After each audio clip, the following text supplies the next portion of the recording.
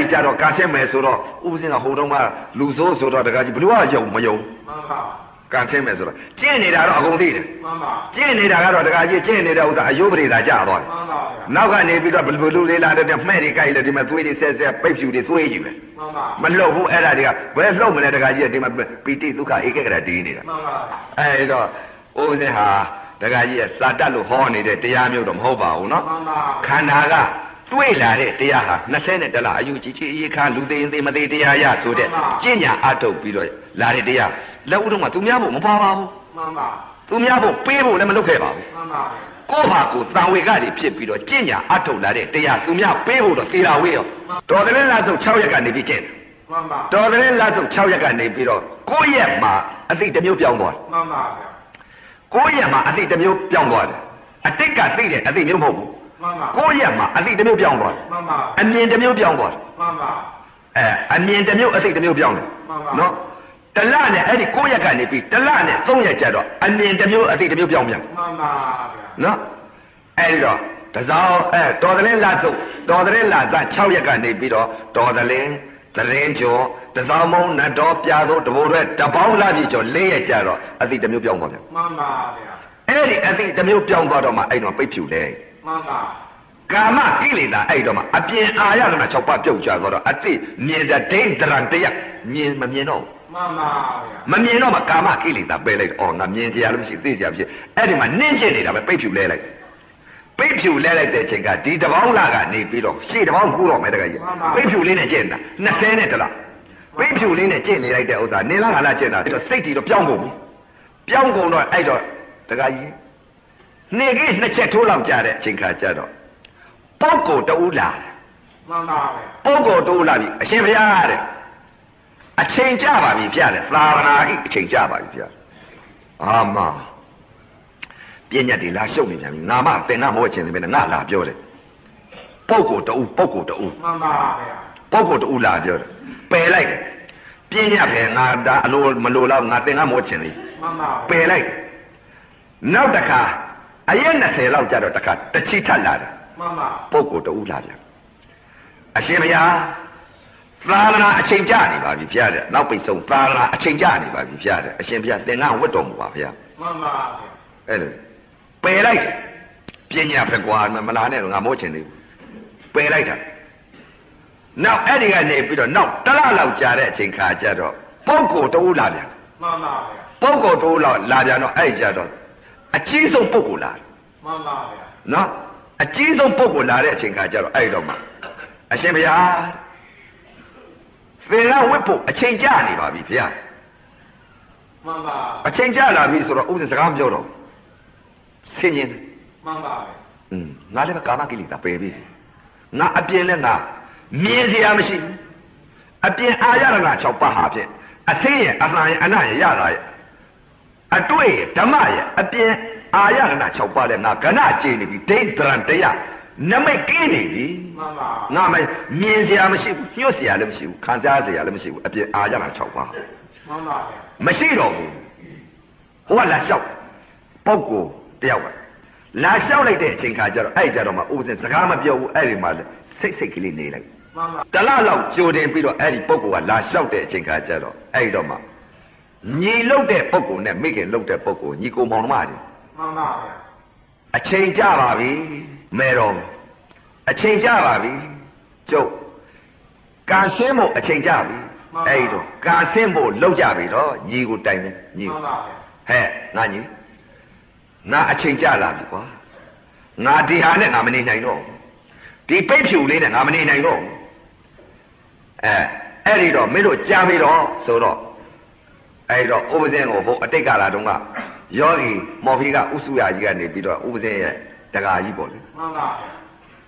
အရှင်ဘုရားဒီပုံဒီနေ့ဖြစ်လို့ရှိရင်တရားလို့သိပြရကျိုးအကြောင်းမှားထားပြီးတော့အဲ့ဒီတကာကြီးပြီးတော့ကာဆင်းပေးတဲ့အချိန်ခါကျတော့အကုန်လုံးစုပေါင်းရောင်းဝယ်ရေးပေါ်တကာကြီးအဲ့ဒီကြတော့ကာဆင်းမယ်ဆိုတော့ဥပဇင်းကဟိုတုန်းကလူဆိုးဆိုတော့တကာကြီးဘယ်လိုကယုံမယုံမှန်ပါ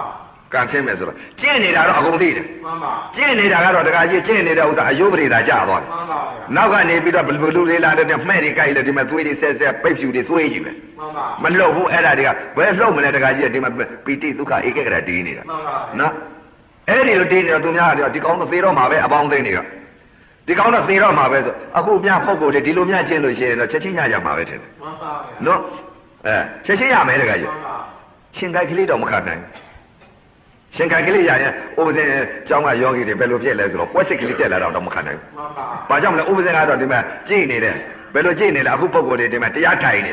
တရားထိုင်နေပြင်းနေတာနဲ့အချိန်ကုန်တော့ဘယ်ကလာဒိဋ္ဌိပြုတ်မှာမှန်ပါပွဲစစ်ကလေးကြိုက်တော့ဘယ်လိုဖြစ်လဲဆိုတော့မျက်စိကတော့ဖိတ်ထားတယ်တကယ်ကြီးဥပဇင်ကကြည်နေပွဲစစ်ကလေးတက်လာတော့မျက်စိမှိတ်နေတဲ့ပွဲစစ်အတက်မခတ်နိုင်ဘူးဘယ်လိုဖြစ်လဲမျက်စိမှိတ်ထားပြီးလက်ကလေးကနေပြီးအသာလေးကြိုက်တယ်အသာလေးကြိုက်ပြီးတော့ယူပြတယ်ပွဲစစ်အတက်မခတ်နိုင်မှန်ပါနော်ပွဲစစ်အတက်ပဲဒိဋ္ဌိပြုတ်လို့လားမှန်ပါဥပဇင်တို့ကမှဲ့ကြည့်တယ်မြတ်တကကြီးအဲ့ဒီမှာနောက်ကဘေးမြတ်ကြိုက်ထားတဲ့သွေးတွေဆဲကြာသူကသူကြိုက်တာဘာဆိုင်လဲဥပဇင်ရဲ့သေနာသနာဝတ်ကရှိမှန်ပါသူတို့ဝိနည်းသိက္ခာပုတ်ဆိုတာသေနာသနာဝတ်ရှိတယ်တကယ်မှန်ပါအဲ့တော့သေနာသနာဝတ်လို့တော့ဥပဇင်ကလည်းတပြက်စီမလဲခြင်းတပြက်စီလဲပြီးတော့အမိုက်တွေမိမရှို့ခြင်းမှန်ပါတကကြီးအမိုက်မိရှို့လိုက်ဆိုရင်ကိုချိုးနေမယ်မှန်ပါအထဲထဲမှာအခုအမိုက်ဆိုလိုက်ရင်ပွဲစစ်ကလေးတွေပါလိမ့်မယ်အဲ့ထဲပါမယ်နော်ကိုကကျောင်းသားကိုခိုင်းလိုက်ပြန်တယ်ကိုကအသက်ခိုင်းတာပဲဘာထူးသေးလဲကိုကကိုရှို့လိုက်တာကောင်းသေးတယ်အဲ့တော့မလုံးချင်ဘူးတကကြီးရေးသိနေတဲ့စိတ်တွေကိုမှန်ပါငါဒီဟာကိုငါအမိုက်လဲလိုက်တယ်ငါသေနာသနာဝတ်ဆိုတော့အမိုက်လဲလိုက်တယ်ဒါကုသိုလ်ရတယ်ကုသိုလ်လိုချင်လို့ဆွဲလန်းနေတာကဒိဋ္ဌိကြီးဖြစ်နေတာမသိဘူးအတ္တကြီးနော်အဲ့ဓာတွေကိုသိနေတော့အဲ့တော့ဥပဇင်ကန်ဆင်းတဲ့အကြောင်းနေရတာဆင်းရဲလားမှန်ပါဆင်းရဲတော့အဲ့တို့တပြက်စီးလဲရမယ်မြက်တွေခုတ်ရမယ်မြက်တွေသူတို့သေနာသနာဝတ်ဆိုတော့အဲ့တော့ဥပဇင်ကကြောင်းတိုင်ပုဂ္ဂိုလ်မဲတယ်အဲ့တော့ကြောင်းတိုင်ပုဂ္ဂိုလ်ကနေပြီးတော့ဘယ်လိုလုပ်နေလဲဆိုတော့တခါကြီးရဲ့ဟိုကြောင်းအောင်မှာဟိုအုတ်ကလေးတွေကအကွက်ကလေးတွေလုပ်ပြီးအလှလုပ်ထားတာကိုမှန်ပါအဲ့တော့ဥပဇင်ဘုန်းကြီးကိုယ်တိုင်ကနေပြီးတော့အဲ့ဒါဆင်းချယ်ငါမြင်တော့ဘုန်းကြီးကကိုယ်တိုင်လုံနေတော့ဥပဇင်ကဒီမဲ့စိတ်ကမကောင်းဘူးမကောင်းတော့အဲ့တော့ကြပြထားပြီးတော့ဥပဇင်ဟိုလိုဒီလိုပြောတော့ပြောချင်းပြောလိုက်ရကောင်းမလားမပြောတာကောင်းမလားမဖြစ်ပါဘူးငါပြောမှာပဲငါဆရာပဲဆိုပြီးတော့ဥပဇင်ကအရှင်ဘုရားဘာလို့လုံနေလဲဘုရားတကားကြီးခိုင်းပါဗျာကျောင်းသားတွေရှိခိုင်းပါဗျာဥပဇင်ကြလည်းသင်္ခါရကုသိုလ်ပဲဟုတ်သားပဲသူကသင်္ခါရကုသိုလ်လိုချင်သေးတာကိုဥပဇင်ကကုသိုလ်မှမလိုချင်ပဲနဲ့သူကကုသိုလ်လိုချင်သေးလို့လောက်နေတာကိုဒီစိတ်တွေသိတော့တခါကြီးခက်တယ်မနေနိုင်မှန်ပါမနေနိုင်တော့အဲ့တော့မှတခါကြီးအရှင်ဘုရားတပည့်တော်ဘုရားလွတ်လပ်လာကလေးကျင့်မရသေးဘူးဘုရားတပည့်တော်တခြားထွက်ပြရကြတော့အဲ့တော့ကိုဤအာနိသင်ဆရာကန်ဆင်းပေးတဲ့ဆရာကိုပြောခွင့်တောင်းတပည့်တော်လွတ်လပ်ခါလေးဘုရားကျင့်မရသေးဘူးဘုရားဆိုတော့အဲ့တော့အေးတဲ့ကျင့်ခွင့်လိုက်တော့အာဝင်လာတော့တာပဲလက်ဦးတော့စိတ်စောလေးကတင်းနေစိတ်စောလေးတင်းနေတော့တော်တော်နဲ့စိတ်မကြောက်ဘူးငါဒီမှနေရင်ဒီမညာငါမဖြစ်ပါဘူးငါဒီမှနေရင်သေနာသနာဟောလုံးအောင်ဒီမှနေရင်ငါတပြက်စီးလဲအောင်ငါဒီမှနေလို့ရှိရင်အကုန်လုံးမြက်တွေလည်းရှင်းအောင်ဒီဟာတွေလုံနေရလို့ရှိရင်ငါတော့ခက်တယ်အဲ့ဒီစိတ်ကလေးကိုတင်းနေတဲ့အနုစရကိလေသာလေဒီဟာလုံနေရရင်ငါတော့မဖြစ်ပါဘူးဒီစိတ်ကလေးဖြစ်နေတယ်အနုစရကိလေသာအဲ့ဒီစိတ်ကလေးဖြစ်လို့မရစိတ်ကြတင်းနေတော့အဲ့တော့ဘုန်းကြီးလျှောက်တပည့်တော်ဗျာလွတ်ခါကလေးကျင့်မရစေအောင်ဗျာလွတ်ခါကလေးကျင့်မရစေအောင်ဗျာဆိုပြီးတော့အဲ့ဒီမှာလျှောက်မှန်ပါပဲလျှောက်ပြီးတော့အဲ့တော့မှခွင့်ပေးတဲ့အချိန်ခါကျတော့ဥပဇင်ကပထမဒုတိယပထမအသိရဒုတိယအသိရတတိယအသိရတဲ့အသိသုံးမျိုးပြောင်းသွားတဲ့ကောညီလုတ်တဲ့လူရဲ့မေတော်ရဲ့ပြောတာလေမှန်ပါဟောဒီနေရာမှာငါဇာတိရှိတယ်ဟိဟောဒီနေရာမှာကြက်ပြမကြောက်စီလိမ့်မယ်ဟိမှန်ပါဟောဒီနေရာမှာပေတရားကြီးဖြစ်လိမ့်မယ်ဟိမှန်ပါဟောဒီနေရာမှာတခါတည်းမြို့ကြီးဖြစ်လိမ့်မယ်ဟိမှန်ပါဗျာအဲ့ဒီနေရာငါဇာတိပဲဟိမှန်ပါဗျာအဲ့ဒီလိုညီလုတ်တဲ့လူပြောညီလုတ်တဲ့လူကပါဇမငြိဘူးဗျာပါဇမငြိလျှောက်ပြောတာမှန်ပါအခုသဲအင်းကူရဲလို့အမြင်ပြညတ်ထွက်ထားတဲ့နေရာကြီးကိုဦးဇင်းကပြောတာကြောင်းနေပါလိမ့်မဆောင်းပါသေးပါဘူးမှန်ပါပထမအသိဒုတိယအသိတတိယအသိသုံးမျိုးပြောင်းသွားတယ်အမြင်သုံးမျိုးပြောင်းသွားတယ်အသိသုံးမျိုးမှန်ပါစိတ်တွေပြောတာမှန်ပါနော်သောတာပန်တရာကအနာဂံဆိုတာပြညတ်မှန်ပါအသိလေးတွေအမြင်လေးတွေပြောင်းတာပြောတာမှန်ပါနော်အသိအမြင်လေးတွေပြောင်းသွားတယ်အသိအဆင့်လေးတွေပြောင်းသွားတာပြောနော်အဲ့တော့ပြောင်းသွားတဲ့အခါကျတော့ညီရဲ့မေတော်လုတ်တဲ့ပုဂ္ဂိုလ်ရဲ့အဲ့ဒီဟာပြောပြတော့ဒီနေရာမှာဒီလိုဖြစ်လိမ့်မယ်ဟေးဘလောက်ကြာရင်ဖြစ်လိမ့်ဘယ်ချိန်ခါမှာသာနာ ။